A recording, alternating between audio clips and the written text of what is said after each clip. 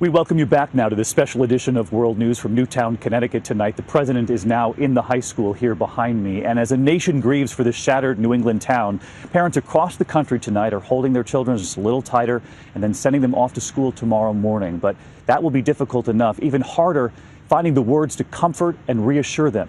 ABC's Juju Chang, with 3 boys of her own, navigating this herself.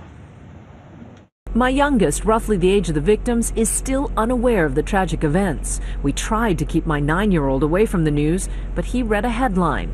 My oldest soaked up details on social media and started asking probing questions. Across the country, kids tweeted their fears. One writing, "It's sick that I have to be scared about going to school and worry so bad about my 4th grade sister." Parents are anxious too, as Monday morning drop-off looms. I'm not too worried about her. I'm more worried about how I'm going to feel and how I'm going to let go of her hand when she goes to get on the bus. I want her to have a good day, but I'll be counting the hours down till she gets home. And what if a child starts to develop fears of school? It's important after a trauma that we get kids back to routines so we can be kind and compassionate and acknowledge that it's difficult and address their concerns.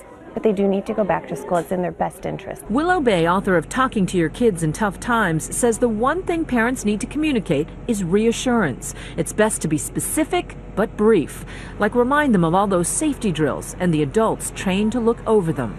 So you remind them that there are adults out there whose job it is to keep them safe, whether it's policemen, their school principal, their teachers. Always come back to reminding them that it's the job of adults, and there are a lot of us hard at work to keep them safe.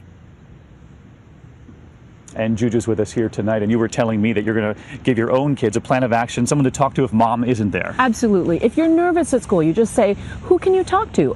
Maybe a teacher is who's another person you can talk to. It gives them control over their fears. But surprisingly, in this case, David, because the story involves young children, because of the magnitude of it, even very young children will get wind of it. So it's best, rather than getting bad information, for the parents to sit down with even young kids and have a gentle but brief and reassuring conversation. Even your 5-year-old. Even my 5-year-old. You'll be home soon, Juju. I know it's hard for you too.